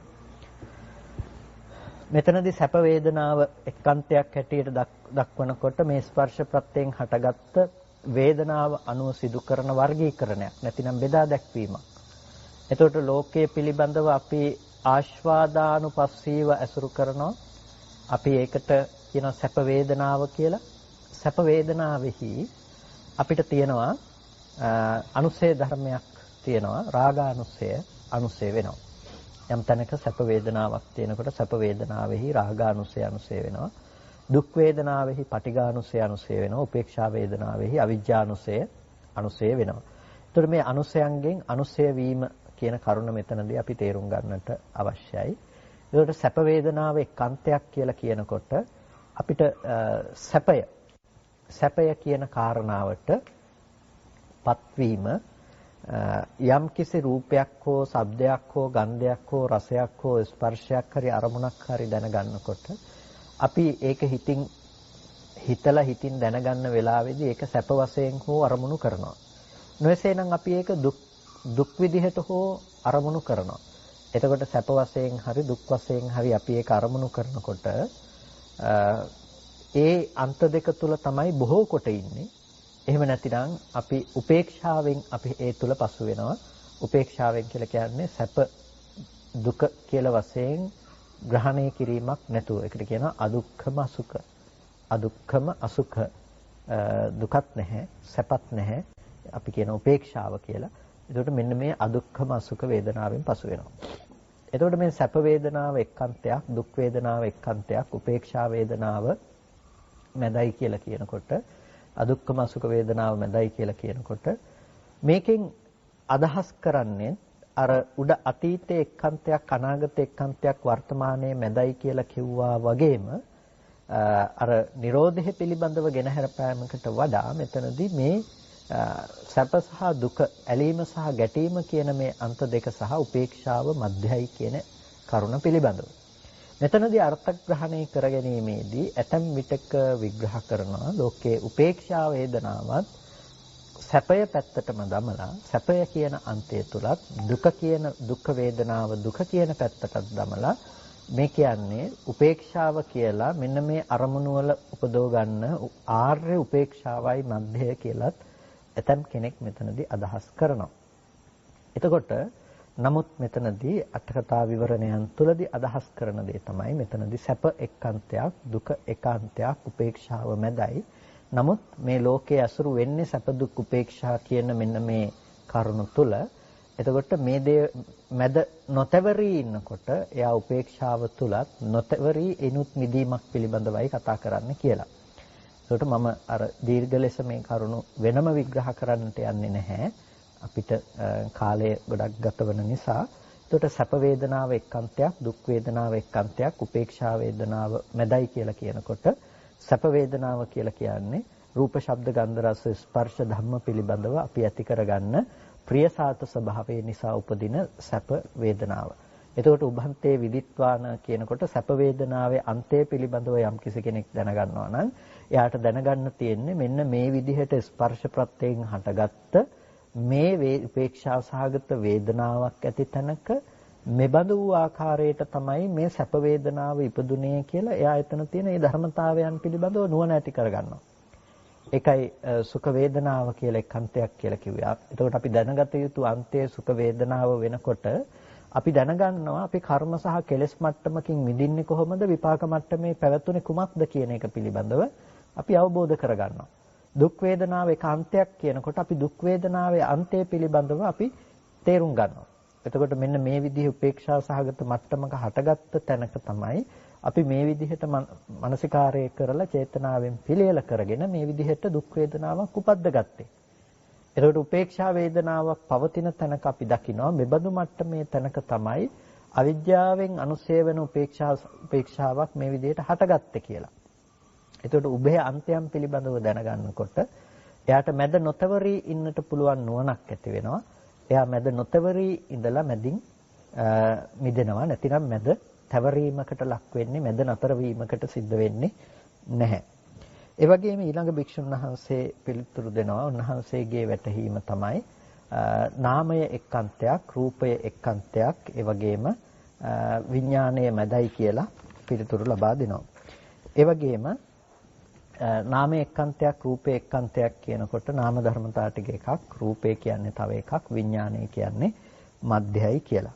එතකොට නාමය එක්කන්තයක් කියනකොට නාම ධර්මතා ටික වේදනා, සංඥා, සංඛාර, විඥාන ආදී වශයෙන් අපි ගන්න ඒ නාම ධර්මතාවයන්. රූපය කියනකොට සතර මහා ධාතු සහ උපාදාය රූපය, මේ නාම සහ රූපය කියන මේ නාම රූප ධර්මයන් එකතු කොට දක්වනකම තමයි සිබ්බණීයේ ලක්ෂණය. විඥානය කියන දේ මධ්‍ය හැටියට දක්වනවා. මොකද මේ නාම රූප ධර්මයන් ඇසුරු කරන්නේ විඥානනය නිසා, විඥානය නිසා. එතකොට එතන නොතවරී මිදීම තමයි අපිට මේ දුකේ කෙලවර කිරීම හැටියට දකින්නට පුළුවන්කම තියෙන්නේ. එතකොට නාම රූප ධර්මයන්ගේ නිමිති නොගෙන මිදීම කියන දේ තමයි එතනදී අදහස් කරන්නේ. ඒකට තව භික්ෂුන් වහන්සේ නමක් ච අජ්ජත්තිකානි ආයතනානි, ආධ්‍යාත්මික ආයතන ටික එක්කන්තයක්, බාහිර ආයතන ටික එක්කන්තයක්, ඊට පස්සේ විඥානයේ මැදයි කියලා දක්වනවා ආධ්‍යාත්මික ආයතන එක්කන්තයක්, බාහිර ආයතන ටික එක්කන්තයක්, ඇහැ එක්කන්තයක්, රූපේ එක්කන්තයක්, විඥානයේ මැදයි. එතකොට මෙතනදී විඥානය කියනකොට මේ ආධ්‍යාත්මික අන්තය පිළිබඳ ආධ්‍යාත්මික සහ බාහිර අන්තයන් එකතු කොට ගන්නා කර්ම සහගත විඥානය තමයි මෙතනදී විඥානයේ මැදයි කියලා කියන්නේ. එතකොට දැන් අපිට පේනවා එතන විඥානම් මජ්ජේ කියනකොට විඥානයේ මැදයි කියලා කියනකොට අර නිවනම නෙමෙයි අදහස් කරන්නේ කියන එක මධ්‍යයි කියන වචනේ තුලින්. ඒ නිසා මැද නොතවරී ඉඳීම කියන එකෙන් අදහස් කරන්නේ යම් කිසි කෙනෙකුට විඥාණයෙන් ආධ්‍යාත්මික ආයතන හෝ බාහිර ආයතන ඇසුරු නොවන තැනකටපත් වෙනවා නම් නැතිනම් විඥාණය ඇසේ නිමිති ගන්න නැත්තම් රූපේ නිමිති ගන්න නැත්තම් මැද තවරෙන්නේ නැත්තම් විඥානයේ නිමිති ගන්නෙත් නැත්තම් ඒ විඥානයේ අනිදස්සන ස්වභාවයටපත් වෙනවා. අනිදස්සන ස්වභාවයටපත් වෙලා මිදෙනවා කියන තැනටපත් වෙනවා. දුකේ කෙලවර කිරීමකටපත් වෙනවා. ඒ වගේම තව තෙරුන් වහන්සේ නමක් දේශනා කරනවා සක්කාය එක්කන්තයක්, පංච උපාදානස්කන්ධ එක්කන්තයක්. ඒ කියන්නේ සක්කාය සමුදය එක්කන්තයක්, පංච උපාදානස්කන්ධය හටගන්න පැත්ත තමයි සක්කාය සමුදය කියලා කියන්නේ. ඊට පස්සේ සක්කාය නිරෝධය කියන එක මැදයි කියලා. එතකොට සක්කාය එක්කන්තයක් කියනකොට තුන් භූමිය අනුව ගියපු ඒ සියලුම පංච උපාදානස්කන්ධ ලෝකයයි අදහස් කරන්නේ. සක්කාය සමුදය කියනකොට තණ්හාව හේවත් දුක්ඛ සමුදය තමයි අදහස් කරන්නේ, සමුදය සත්‍ය කියන එක. ඊට පස්සේ සක්කාය නිරෝධය මැදයි කියනකොට එතනදී සක්කාය නිරෝධය හැටියට නිරෝධ සත්‍ය පිළිබඳව කතා කරනවා. එතකොට මෙන්න මේ විදිහට අපිට මේ කාරණාව පිළිබඳව නුවණින් තේරුම් ගන්නට පුළුවන්කම තියෙනවා සක්කාය සමුදය සහ සක්කාය නිරෝධය කියන මේ ධර්මයන් පිළිබඳව. එතකොට මේ විදිහටත් බුදුරජාණන් වහන්සේගේ මේ සෝභන්තේ විදිත්වාන කියනකොට මේ උභය අන්තයන් පිළිබඳව දැනගන්නවා කියන කාරණාව පිළිබඳව බෙදා දැක්වීමකට ලක් කරනවා අපිට මේ කාරණාව පිළිබඳවත්. එතකොට කෙනෙකුට ඕනේ නම් මේ උභය අන්තේ මේ විදිහටයි කියලා දක්වන්නට පුළුවන්කම තිබෙනවා. ඉතින් භික්ෂුන් වහන්සේලා මෙන්න මේ විදිහට එතනදී සාකච්ඡා කරනකොට ඒ අදහස් ප්‍රකාශ වෙනකොට එක භික්ෂුන් වහන්සේ නමක් කියනවා එවත්නි අපි අපේ අදහස් අනුව අපිට වැටහෙන අනුව අපි අදහස් ප්‍රකාශ කළා මේ පිළිබඳව බුදුරජාණන් වහන්සේගෙන් අපි අහමු කියලා. බුදුරජාණන් වහන්සේ ළඟට ගිහිල්ලා වන්දනා කරලා මේ සිදු කතා සංලාපේ දන්වලා බුදුරජාණන් වහන්සේගෙන් මේ පිළිබඳව විමසනවා ස්වාමීනි මේ මෙතනදී කුමක්ද නිවැරදි දේ කියලා. ඊට පස්සේ බුදුරජාණන් වහන්සේ වෙලාවේදී භික්ෂුන් වහන්සේලාට දේශනා කළේ මෙතන සබ්බේ සංඝෝ භික්ඛවේ සුභාසිතම් පරියායේන. මේ භික්ෂුන් වහන්සේලා ඒ පර්යායන්ගෙන් තමයි මේ කාරණාව විවරණය කළේ. පරියායේන ඒ ඔක්කොම සුභාසිතයි. ඒ පර්යායන්ගෙන් ඒ ඔක්කොම සුභාසිතයි. මනමින් කියලා තියෙනවා. හැබැයි අපිට යම් මයා සන්දහය භාසිතම් පාරායනේ මෙත්තේය පඤ්ඤේ. මම මේ යමක් සඳහනම් පාරායන වර්ගයේ මෙත්තේය පඤ්ඤේදී මෙත්තේය මානවකයට මේ කතාව කිව්වේ මේ ගාතාව මම කිව්වේ කුමක් නිසාද? පස්සෝකෝ භික්ඛවේ ඒකෝ අන්තෝ ස්පර්ශේ එක්කන්තයයි ස්පර්ශ සමුදය එක්කන්තයයි ස්පර්ශ නිරෝධයේ මැදයි තණ්හා සිබ්බණියයි කියන අර්ථය. එතකොට එහිලා මම කියපු අර්ථය මෙන්න මේ අර්ථයයි. හැබැයි එකෙන් කියන අනිත්‍යව වැරදි කියන එක නෙමෙයි. පර්යායේන සුභාසිතක්.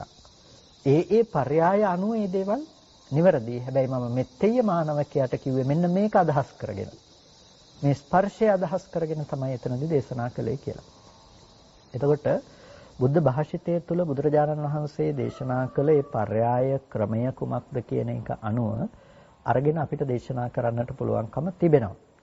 ඒකෙන් කියන්නේ ඕනෑම කෙනෙකුට ඕනෑම ආකාරයට ධර්මයේ විශ්ලේෂණය කිරීමේ හැකියාව තියෙනවා. මේක මගේ පර්යාය අනුවයි කියලා කියන එක නෙමෙයි. ඒකට සාධාරණ සහේතුක අර්ථ දැක්විය හැකි යම්කිසි සහේතුක කාරණා අපදේශ තියෙන්නට අවශ්‍යයි.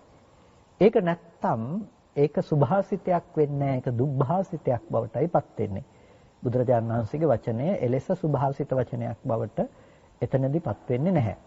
එතකොට මේ දුබ්භාසිතයක් බවට පත් වෙනකොට ඒ දුබ්භාසිතය එච්චරම බුද්ධ වචනය පිළිබඳව කිලුටු වන්නක් ලෙස සලකනවා මිසක බුද්ධ වචනයේ ලෙස සැලකීමකට පත්වන්නේ නැහැ. ඇතැම් වෙලාවට ඇතැම් අය සංඛාසනාදී සූත්‍ර දේශනාවන් අරගෙන මේ එක දුක්ඛ සත්‍යයක් පිළිබඳව කියන්නට තියෙන වචන පද අනන්තයි අප්‍රමාණයි කියලා මේ Tamanට ඕන විදිහට මේක විවරණය කරන්න පුළුවන් කියන එක අදහස් ප්‍රකාශ කරන්නට හැදුවත් බුදුදහම එහෙම ප්‍රකාශ කරන්න පුළුවන් දෙයක් නෙමෙයි. මේ විදිහට Tamanට ඒ අදාළ සාරණව පෙන්විය හැකි මෙන්න මේකයි අන්තයන් කියලා පෙන්නලා ඒ කරුණට ඇතුළත්ව කියන්න පුළුවන්කම තියෙනවා. හැබැයි කෙනෙකුට කියන්නට පුළුවන් කමක් නැත්තේ නෑ. සෝ උභන්තේ විදිත්වාන කියනකොට මේ මෙතනදී මෙන්න මේකයි උයන්න කියලා කියන්නේ. එතකොට භ කියලා කියන්නේ මෙන්න මේකයි. අන්තේ කියලා කියන්නේ මෙන්න මේකයි කියලා ඒ වලට එක එක අර්ථකථන දීලා ඉවර වෙලා Tamanට ගැලපෙන අර්ථ කීමක් බුදුදහම තුළ අනුමත කරන්නේ නැහැ. ඒ නිසා අපි මේ පිළිබඳව මනවින් තේරුම් ගන්නට අවශ්‍යයි. හරියට බුදු දේශනාව තේරුම් ගැනීමේදී ඒ විදිහේ නිදහස් කොට නෙමෙයි මේ බුද්ධ වචනේ තියෙන්නේ ඕන විදිහට අර්ථකථනය කරන්න පුළුවන් කියලා. මෙතනදී තියෙන්නේ පින්නතුනි බුදුරජාණන් වහන්සේගේ ඒ දේශනාව බුද්ධ භාෂිතයට අනුරූපීව එලෙස මේ අර්ථකථනය කළ හැකි කියන දේම මිසක අර අද ධර්ම විශ්ලේෂණය විකෘති කරන අය විසින් පාවිච්චි කරන්නට උත්සාහවත් වෙන මේ තම නැනපමණින් දැනගත යුතුයි කියන අර්ථය ගැන නෙමෙයි මෙතනදී කියවෙන්නේ. ඒ නිසා පර්යායකින් ඒ කියපු කතාව හරි. හැබැයි මගේ අදහස උනේ මේකයි කියලා බුදුරජාණන් වහන්සේහි භාග්‍යතුන් වහන්සේගේ අදහස පිළිබඳව එතනදී දේශනා කරනවා.